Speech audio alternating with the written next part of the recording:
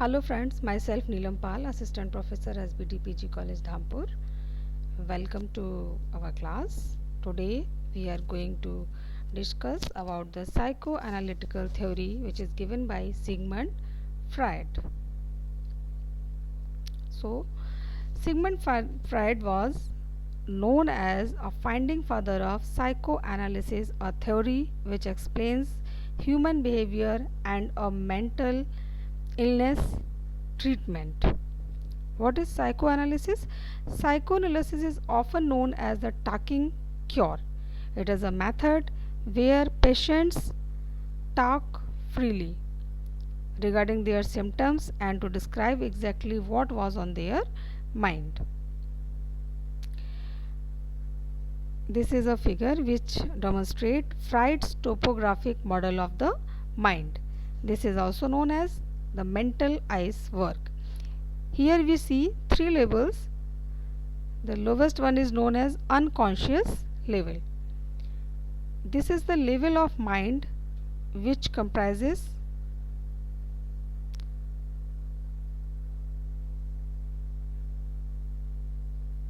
violence motives, fears, irrational wishes, shameful experiences, unacceptable sexual behaviors, desires. Above this, the next level is preconscious level. This is the level which comprises memories, stored knowledge, and the topmost level is conscious level, which has thoughts and perceptions.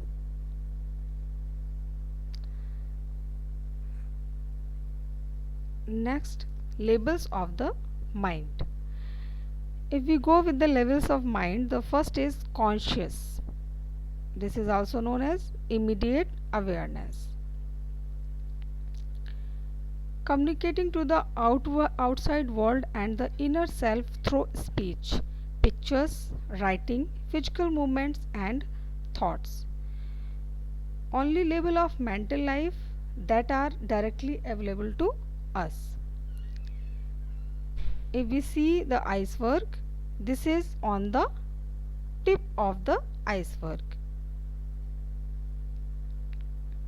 The second one is preconscious level. This is also known as accessible memories. It exists just below conscious. The preconscious contains thoughts and feelings that a person is not currently aware of, but which can easily be brought to conscious. For example, if you were asked what you watched last night or what you had for breakfast this morning, you would be pulling that information out of your preconscious mind.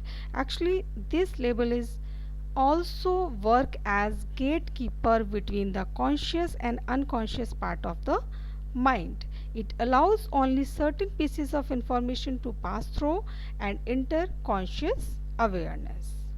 The next level is unconscious level.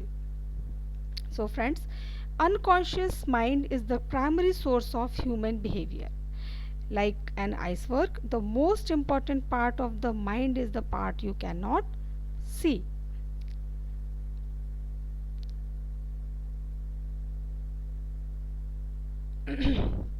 Here we stored all the memories, all the experience, all the beliefs that are not easily acceptable in the society, or they are full, or they are shameful. All these kind of memories are stored in this unconscious mind. So it is the storehouse of all significant and disturbing memories and experience which we need to keep out of awareness because they are too threatening to acknowledge fully. This process is known as repression. Repression is the main cause of mental illness.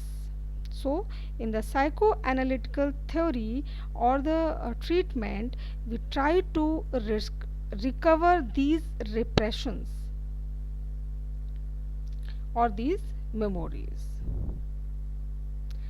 Freud, according to Freud, This unconscious mind governs behavior to a greater degree than people suspect. This is the main cause of behavior controlling of a person.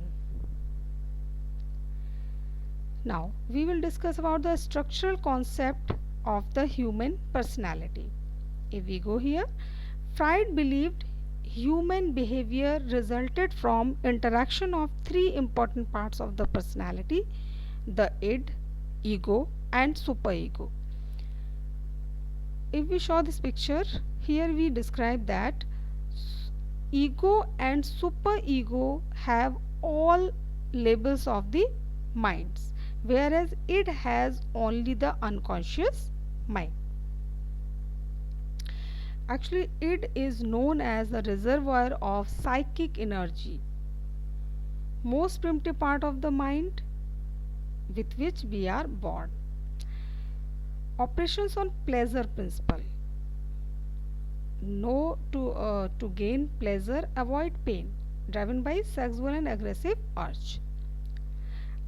It is the most basic part of the personality and wants instant significance for our wants and needs. We can explain this with the help of this example. Here, uh, Sally was thirsty. Rather than waiting for the server to refill her glass of water, she reached across the table and drank from Mr. Smith's water glass, much to his surprise. The second part of structure of personality is ego. The ego is executive of personality, dealing with the reality. It's a balance between id and super ego. The ego develops from the id during infancy, the age of 2 or 3 years, trying to meet the desire of id in a way that is socially acceptable.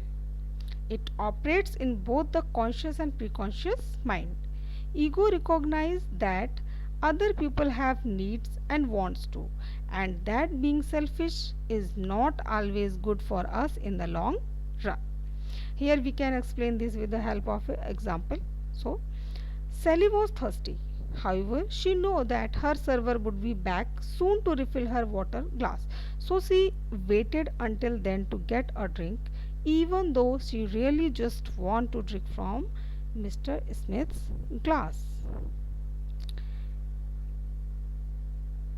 And now the structure of personality, which is known as superego, is also known as upholder of values and ideals. Superego develops last during early childhood and is responsible for ensuring moral standards are followed. This operates on the principle that is known as morality principle and motivations us to behave in a socially responsible and acceptable manner. This can be exemplified. Shara knew that she could steal the supplies from work and no one would know about it. However, she knew that stealing was wrong, so she decided not to take anything even though she would probably never get caught. So, here we can understand that the id, ego, and superego, these all three works together in creating a behavior.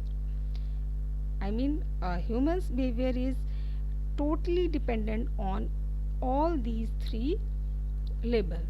The id is creator that creates demands. The ego adds the need of reality.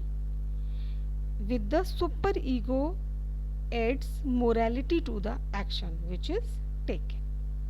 So friends, this is it. I hope you like this video. Thank you.